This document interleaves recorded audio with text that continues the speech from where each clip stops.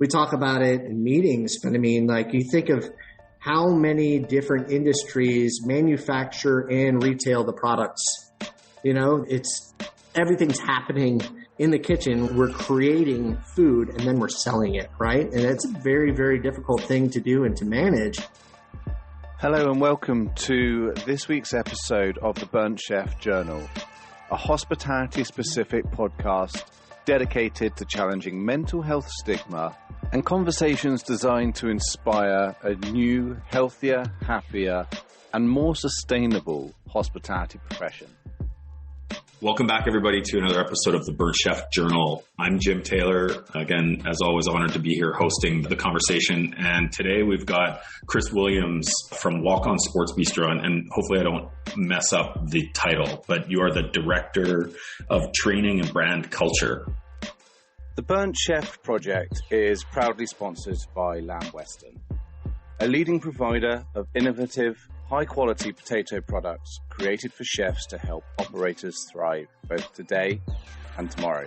Working carefully with sustainably minded farmers and growers, Lamb Weston provides potato solutions for every type of kitchen, from premium British chips and fries to potato shapes, wedges and mash. To find out more, head to lambweston.eu or search your partner in potatoes. Welcome. So we're going to talk about a whole bunch of stuff today, from what's going on with culture in terms of the hospitality industry in general. We're going to talk about something that I think that you just nailed on the head, and the concept of culture outpacing growth. And we're going to talk a little bit about just investing and staying connected with people. So looking forward to the conversation, and let's get into it. All right. Started off as a college job, kind of worked my way around it, just fell in love with camaraderie and everything else that comes with working in a restaurant, and aspirations to be a baseball coach when I was a kid. And I think I kind of found my ability to be able to coach and lead teams in restaurants. And that's kind of where I fell in love with it, became a manager, and really been doing it ever since. But yeah, I've been in the industry for over 20 years now. And, that led me through a couple different restaurants to begin with, and, landed here at Walk-Ons 5 years ago. I was, knew some people who had been with Walk-Ons. We started out of Baton Rouge, Louisiana. A great friend of mine had left my previous employer and come to Walk-Ons as well. And one day we just met up, and he had an opportunity for me, and I jumped on originally as a general manager of one of our Walk-Ons restaurants. And after a few years in the saddle there, started working the training side of things. Eventually, we started to really focus a lot of attention and energy on our culture, which had always kind of existed since the very beginning. We've been around for 19 years now, just had our 19th birthday. But it was just about honing in and being able to really draw out the specifics of what it means to be a walk-on, all those cultural elements, and write it down so that as we continue to grow, we make sure that our culture and who we are outpaces our growth. Because if we lose that, we lose who we are, and we just become any other restaurant. And that's really not in the cards for us. I mean, we lean on our culture. It's the first, most important thing that we do. And, all the way from our founder, Brandon Landry, like that's who we are, is much more important than where we have to really start with everything that we do. You made a comment there that I'm just making a note on here, because that kind of caught me, and I think is not common in our industry in general. And so, maybe just share your personal thought on this. I don't want to press on the corporate side of things unless you want to talk about some things that you guys have done. But you made a comment about culture outpacing growth. Yes. That one really strikes me, because I think in most of the scenarios that I've worked in operations, it was just, here's our culture. And it sort of was fixed, or it just remained the way it was. Can you elaborate on that? Culture outpace growth? Yeah. So, when you look at strategy to culture, it's interesting, because I think we have just a lot of people in our industry, or really in business in general, that like to set up checklist mentality and things like culture. And they'll hang their purpose or vision or mission posters up on the wall, and in places that are highly trafficked in the restaurant and just assume that it's just going to be absorbed, or maybe at some point they talk about it during orientation. Our perspective on this is that everything starts with culture. So we don't dive into anything, menu ideation, building new restaurants, anything without first and foremost going through the process of seeing how it connects to who we are. Mm-hmm. So when we talk about culture outpacing growth, our restaurant is growing at a very rapid pace. You're absolutely right. We are primarily in the southeast of the United States right now, but we're rapidly growing westward and up into the northern states. And, at this point, we're looking at probably about 150 or so restaurants on the books with 68 open currently. So we've got to be very much focused on making sure that who we are does not get lost in that rapid growth. It's the piece that we find, most concerning. And that's why we focus so much attention on it, and why we start everything with that piece is because we know if we lose who we are, we're just going to end up like one of those other restaurants, insert your name here, generic bar and grill or sports bar restaurant that exists out there. Walk On Sports Bistro has got to be unique because, you look at it, most restaurants, and I say this to groups when I talk to them, like most restaurants do about 80% of what they do just about the same as anybody else. Like I knew how to run a restaurant coming into Walk-Ons. I needed to figure out what that 20% was all about to make us different, to make us stand out to our, first and foremost, the people that come to work with us. Mm-hmm. And then, and we instill that heart and mind so strong to where they impact the people that come in and dine with us. And that's where the culture lives. The culture doesn't live on the wall. The culture doesn't live in grandiose speeches or things like that. We have those things to try to energize situations, but it lives in the daily application from our leaders in the restaurant, our teammates in the restaurant, and eventually, our goal is to become a lifestyle. And that's when the guests and greater society really becomes part of who you are as well. And people start to connect with Walk-Ons at a more meaningful level than burgers and fries and beer. Mm-hmm. Those things mean a lot, but we want people to connect with who we are and become part of that underdog spirit, that mentality that we kind of started from. So, like Walk-Ons, our name Walk-Ons was from our founder, who was a walk-on at LSU basketball, who, showed a lot of grit and hustle and determination every single day on the basketball court, knowing that he was never going to get to play. Mm-hmm. Taking that mentality, that sports mindset, those teammate aspects, like camaraderie, and easily transition and translate that into the restaurant world. Like that's what sets us apart. That's what makes it a special place to work at and a special place to dine at. And didn't the founder, this is a little off topic, but didn't he play with Shaq? Oh man, I don't know. Something like that. You're going to get me in trouble because I don't know if he played with Shaq. I think they may have been a year off. I will tell you that Shaq does meet up with us and hang out with us when we go to conferences and stuff. And he makes us all look very, very small. Yeah, fair enough. Yeah, he's a big dude. But I don't know if they played together or not. I don't know if that timeline lines up or not. Okay. Well, hopefully I just didn't age him by asking that, right? But so maybe for a second we can talk about just culture in hospitality in general. I made a comment to someone the other day. We got into some really good debate about this, that there isn't a labor shortage in restaurants. There's a culture shortage in restaurants in our industry, which is part of why people are leaving to go do other things or having a hard time, or there's mental health and mental wellness challenges are front and center, I think, in our industry right now, right? So can you just kind of tell us, what's your take on the culture in the industry right now? So culture in the industry, I honestly think it's really just been highlighted and became explosive over the past couple of years just because of the external pressures that we've felt. Mm-hmm. Working in the restaurant industry has always been very difficult. You mentioned mental health and, things like that. Like it's a trying industry to work in, regardless of your position. Relentless hours, relentless urgency that happens throughout the day, a multitude of things going on. Like we talk about it in meetings, but you think of how many different industries manufacture and retail the products. It's everything's happening in the kitchen. We're creating food and then we're selling it, right? And that's a very, very difficult thing to do and to manage. Mm-hmm. So when you talk about culture shortage in the restaurant and not a people shortage, or how did you put it, a retention shortage?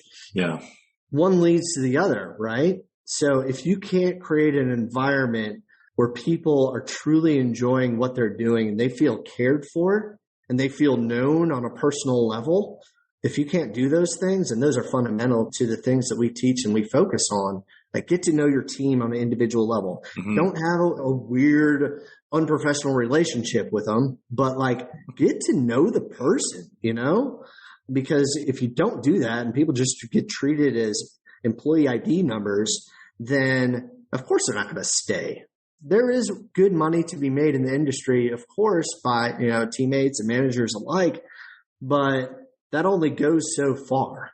I mean, people can make money doing all sorts of different things, especially today with labor shortages that do exist. And that goes beyond restaurant industry. So the options are out there for people to find jobs doing other things.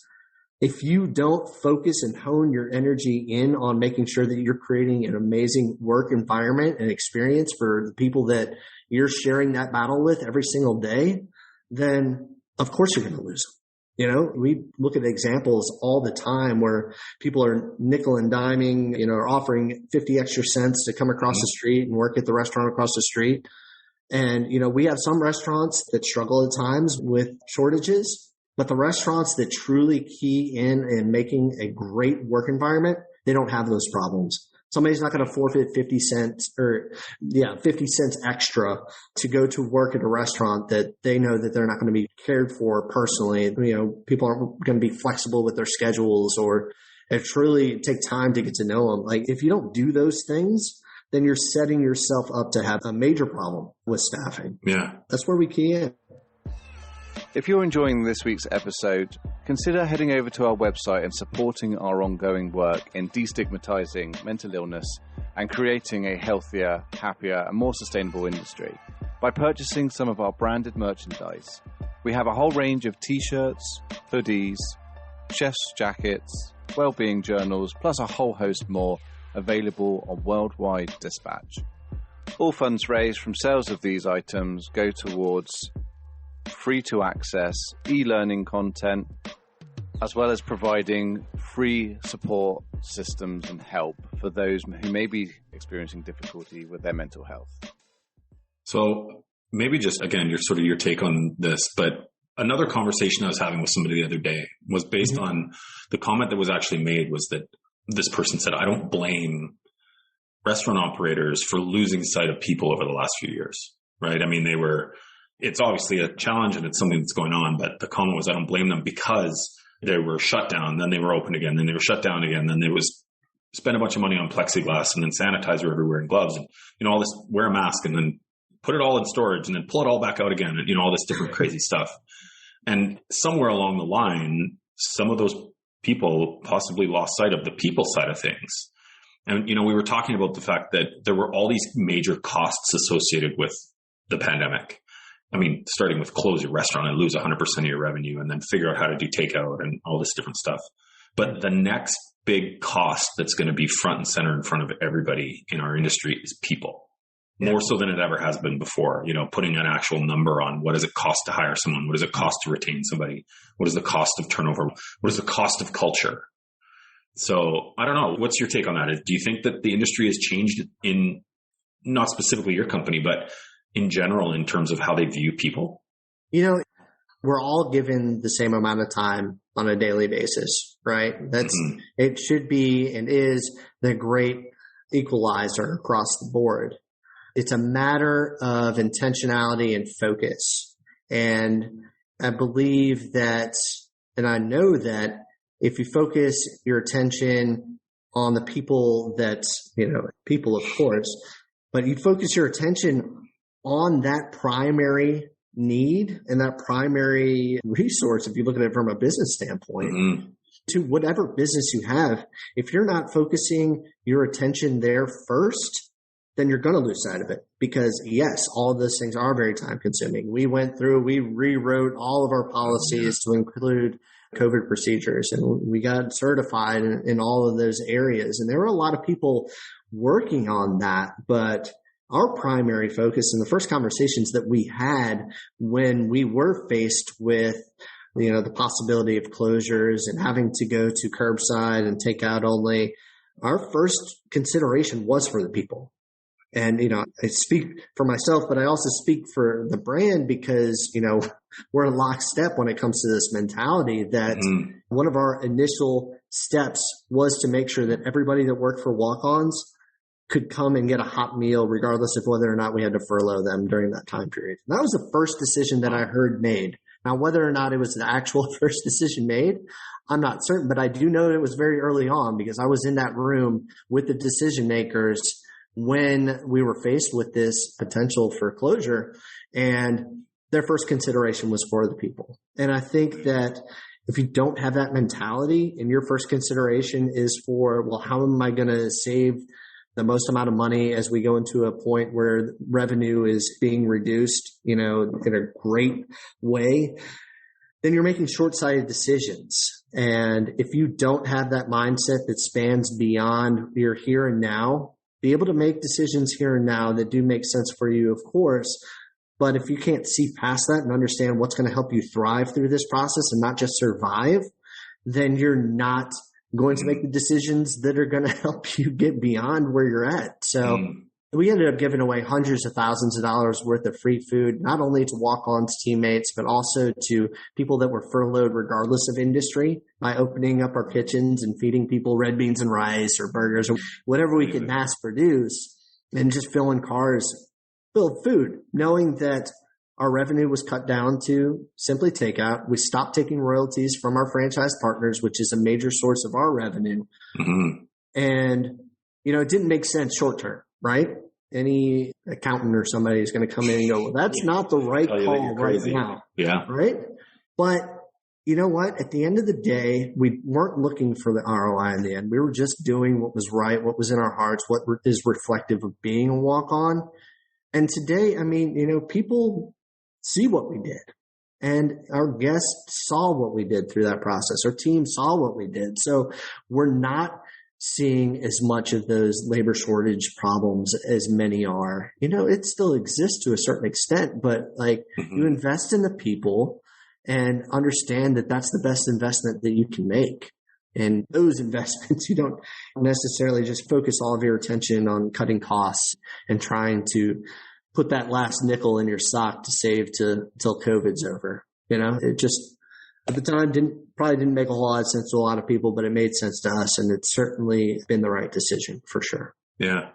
So I think a lot of the people that listen to this show, there's, a wide range of people. And I think the common thing is about, again, like we were talking about earlier, kind of just overall wellness, culture, and well-being and mental health for sure. But, so what would your advice be to somebody who, and you don't have to give away the corporate secrets, right? The trade secrets, but what would your advice be to somebody who's in the thick of it, operating maybe a single unit or their own restaurant, and they're trying to make sure that they protect the people? Stay connected. First and foremost, there is, as you pointed out earlier, there's a lot of littering of the brain right now as far as things that we can focus on. And stepping back, maintaining that primary focus on the people and staying connected with them and share with them. Being vulnerable is majorly important.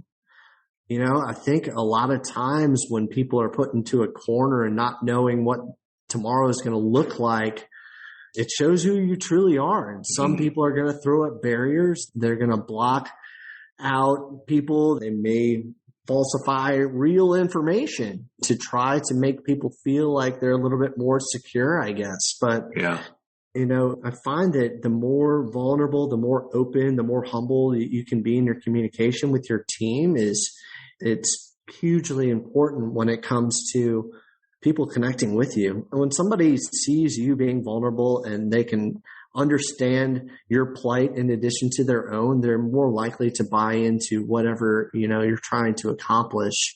together, and you step out of those situations where people are guarded and you step into a place where you can have collaboration and people are working for common goals in the right mindset.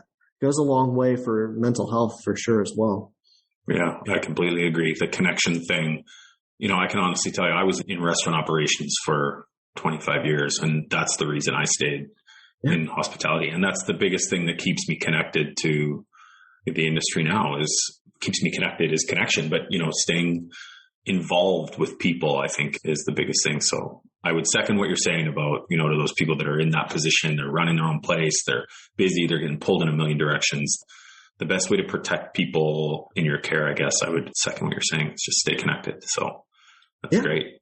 And just to add to that is empower your people. I think sometimes we don't see the true potential in those that are working around us. And until we offer them the opportunity to take on some things to help us alleviate some of those stressors, that it's a major opportunity to drive even more collaboration from your team. You've got people that work for you that have untapped potential. I guarantee it. And if you can find the right people to empower and take some of those things off your plate, it also frees you up to make more sound decisions and to move forward beyond it. Love it. So we've talked a little bit about, culture outpacing growth, which I love. I might actually try to find a way to to steal that somehow, because that's fantastic. Just overall culture in the industry and staying connected with people. So is there anything overarching, any words of advice from the guru of people and culture and training that you are? Is there any, words of advice that you would sort of give to the industry currently? First of all, I wouldn't call myself a guru. I just consider myself somebody who's learned a lot of lessons from a lot of experiences in restaurants. But, it's a lot of it we've talked about, and it really is about, first and foremost, when you're trying to protect a culture, you got to make sure that you're hiring the people that are reflective of that. We can train people to a certain extent, but it is really near impossible to retrain somebody's mentality and attitude towards the way that they see life. That's, some people are jaded for sure. And maybe some of those people come from other restaurants that created that jaded mentality, but you want to seek out the heart of somebody to make sure that they're the right person to join you and your team. Because like when we say at walk-ons, we're looking for the underdogs because we know those are the people that have overcome adversities. And we know those are the people that when push comes to shove, they're going to stand next to us in those lines of battle and they're going to rise up, because that's the type of people that are those underdogs. And, that's the kind of people we're looking for. But the other thing I would say is we focus much attention in the restaurant industry on the what. We focus a lot of attention on behaviors, on results. We focus on, the things that we see happening, and our knee-jerk reaction is to course correct immediately, right? Somebody's doing something wrong. I will take them from that wrong and make it right by telling them to do it right. If you don't slow down and take consideration to offer the reasoning, the purpose, the why behind your instruction, nobody's going to grasp onto what you're trying to teach them. And, when we talk about culture, the way that we define it is the way a group of people think, feel, and act. So the act portion of that is just the outward expression of the first two portions. Mm-hmm. And that is how they think and how they feel. If you don't buy into somebody's mindset about something, and really everything that we do as coaches, we're really just salesmen of ideas and not so much, directors of traffic. Mm-hmm. And if you don't take that approach to things, like I'll tell restaurants all the time, I'm not so much concerned about the what. I care very little about the what. I care about the why behind the what, because once you dive into why somebody did something incorrectly and you can course correct at that level, then you're much more likely to see replicated behaviors moving forward. And that's how you develop a culture in which not only are people changed with their mentality towards things, but those are also people that are going to help you hold standards accountable collaboratively as a team. You want your servers, you want your cooks coaching and training people up when they're doing things wrong, because they're bought into it. And when they can explain the why, then they're also it's exponentially influential at that moment, because you're expanding the power of your culture into everyone, and everyone carries the responsibility of holding it to those disciplines and standards. I think we rest on rules. We rest on those types of things far too often. We think we have it in a book somewhere. We told somebody about it one time that they're automatically going to buy into it because I'm the boss and I must be smarter than you or something like that. I don't know. But there's a lot of people out there in the restaurant industry that have that mentality. Mm-hmm. And I think it's because so many quick decisions do need to be made on a daily basis. And sometimes you have to coach before you turn back around and explain the why later, and redirect in that moment. But if you don't take that time to really get somebody's buy-in and get them to purchase your sale, then it's never going to develop to anything. I see managers all the time just banging their heads on the wall. Why won't they just do what I'm asking them to do, right? Just slamming their head against the wall in the office. It's like, if you take 2 seconds, explain your reasoning, quit being so self-centered to think that just because you said it, it's going to happen, then you're going to get people to buy and you're going to get replicated behaviors, and you're going to stop having people that are going back to their old wrong behaviors as soon as you walk away because you just demanded that they change. It doesn't work like that. That's not what leadership is. I think my favorite saying or quote about culture is that culture is what happens when nobody's looking. Yeah. Which is, also integrity, right? True. That's our first core value, is living with integrity. And what we mean by that is not only when nobody else is looking, but also when other people are looking. Because when other people are looking is when you're training other people's perspectives. True. Well, I think there's definitely some nuggets in here for people. And the big takeaway for me is and I agree with you completely, is just making sure we stay connected to people, because I think that's a big part of what the next generation of restaurateur or people working in our industry is part of what they need, is connection, right? So I really think that you guys are, and you're obviously a big part of it, but I think what you guys are doing at that organization is fantastic. So again, I want to thank you for making some time to come and chat with me today, because the more the merrier when we're trying to move the needle in terms of taking care of people in our industry. Yeah, man. Again, I'm so excited that you reached out. This is an honor to be able to talk to you on this podcast. It's awesome, man. I appreciate you. Thanks so much. And we'll make sure to get you back on the show again one day and keep a good look at what you guys are up to. So thanks again, and we'll talk to you soon. Look forward to it. Thank you.